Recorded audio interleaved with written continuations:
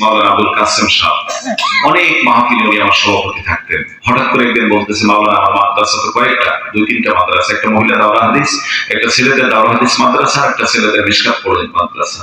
বললো যে একটা মাদ্রাসা মাহফিল করছে, আর 2টাই বাকি আছে, একটা বক্তা দাও। আমি তখন ইন্ডিয়ার একজন বক্তা ওনার ওখানে দিলাম, কলিকাতায় যার সঙ্গে প্রোগ্রাম করতে গিয়ে আমার সাক্ষাৎ হয়েছে, আলহামদুলিল্লাহ বলে।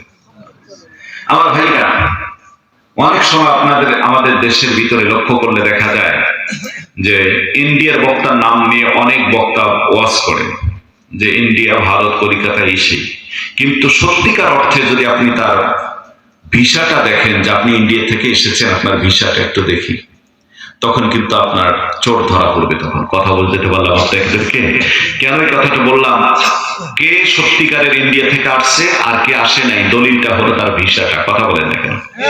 আমি ইন্ডিয়া গিয়ে ওয়াজ করলে আমার একটা ভিসার দরকার আছে, আছে না? তো বাংলাদেশের অনেক বক্তা ইন্ডিয়ার নয়, বাংলাদেশি বক্তা ভারত লাগাই দিয়ে বয়ান করে, কিন্তু না, অরিজিনালি একটা ইন্ডিয়ান বক্তা, কলিকাতায় যার বাসায় আমি ছিলাম, খেয়েছি, তার বাসায় আমি একাধিকবার ওয়াজ করতে গিয়েছিলাম, এইচএম শফিউর রহমান সাহেব, ওনারকে আমি সেই কাসিম সাহেবের মাদ্রাসায় দিলাম যে হুজুর ইন্ডিয়ার একটা বক্তা নেন, ভালো হবে। উনি নিয়ে নিলেন। তো বললো আরেকটা বক্তা দাও, মানিকগঞ্জের একটা বক্তা দিলাম, ঢাকা মানিকগঞ্জের।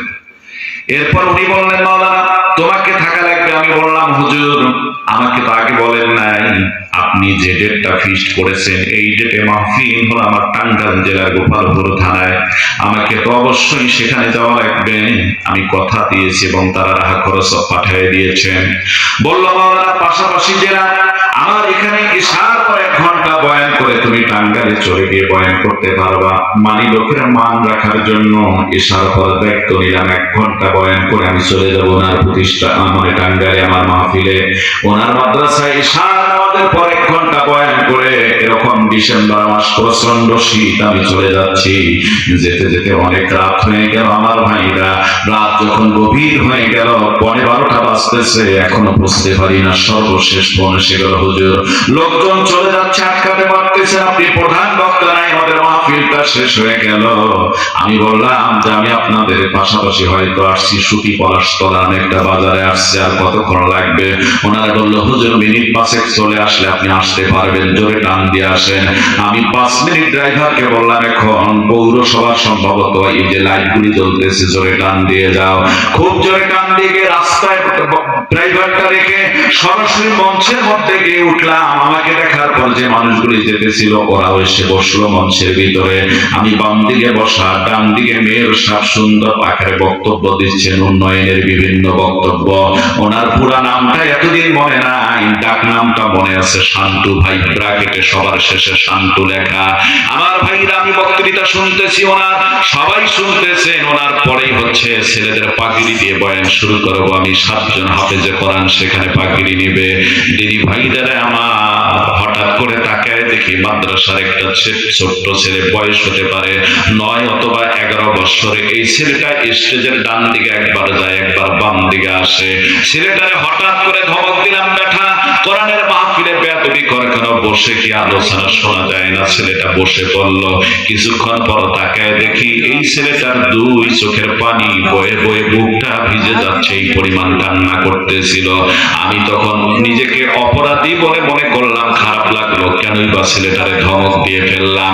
আমার ভাইরা, হাত উঠে স্টেজের দিকে ওরে একটু ডাকবো, এমন সময় পেছন থেকে কমিটির লোক মনে করছে ওরে কোন ধমক টমক দেব, আমারে ডাক দিয়ে বলে, হুজুর ছেলেটাকে আর কোন প্রকার ধমক দিবেন না, ছেলেটা আমাদের মাদ্রাসার একটা হাফেজে কোরআন, কম বয়সের ছেলে হুজুর।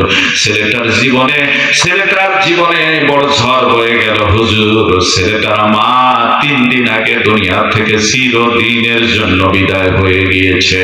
ওই ছেলেটা মাকে হারানোর পর নাওয়া নাই, খাওয়া নাই, ঘুম নাই, পাগলের মতো হয়ে গিয়েছে। ওটা কিছু বলবেন না। আমার ভাইরা, ছেলেটাকে স্টেজে ওঠানোর জন্য বললাম, স্টেজে উঠাইল। আস্তে করে মাথাটা বুকের সঙ্গে ঠেকায় দিয়ে বললাম, বাজান আল্লাহর রাস্তে আমারে মাফ করে দাও। ও বাজান, তোমার মা মারা গিয়েছে, আমি তো জানি না, মানুষ তো অন্তরের খবর কেউ জানে না, কিন্তু বাজান সামন দিয়ে ভাবে হেঁটেছো, চলাফেরা করেছো, এর পিছনে কারণটা কি তুমি একটু আমারে বলো।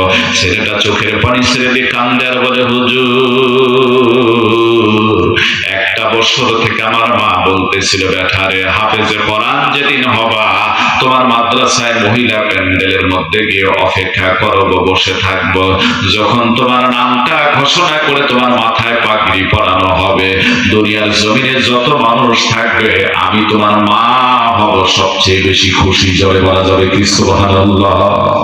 ছেলেটা আমার কান দেওয়ার পরে, হুজুর ওই মায়ের জন্য একটু দোয়া চাওয়ার জন্য মনটা ছটফট করতেছিল। হুজুর হুজুর আমার বন্ধুরা এসেছে, বন্ধুদের মা এসেছে মহিলা প্যান্ডেলে, আমি দেখি বন্ধুরা আজ কত খুশি, বন্ধুদের মা কত খুশি। আমার একবার মহিলা প্যান্ডেলে নিয়েছিল, আমি আমার খালাগুলিকে বলেছিলাম, খালা আজ আপনারা এসেছেন, আমার মা তো আসার কথা ছিল, আমার মা তো আজকে পাগড়ি নেওয়া দেখার কথা ছিল, কিন্তু আজ তো আমার মা আসতে পারলো না। বললো হুজুর ওই মায়ের জন্য দোয়া চাওয়ার জন্য মনটা আমার ছটফট করতেছিল। জোরে বলে সুবহানাল্লাহ। এই জন্য সম্বন্ধে আমি হাঁটা চলাফেরা করেছি, আমার মাফ করবে, আমি বেয়াদবি করেছি। আমি বললাম, বাজান আল্লাহর রাস্তে তুমি আমারে মাফ করে দিও, আমিও তোমারে মাফ করে দিলাম, তবে বাজান রে তোমার মা নাই কি হয়েছে, আমরা এত গরিব মানুষ তোমার পাগড়ি নেওয়া দেখে দোয়া করে দেব, সবাই তোমার জন্য দোয়া করবে, আল্লাহ যেন তোমারে বড় বানায়। এর ফাঁকে বললাম, বাজান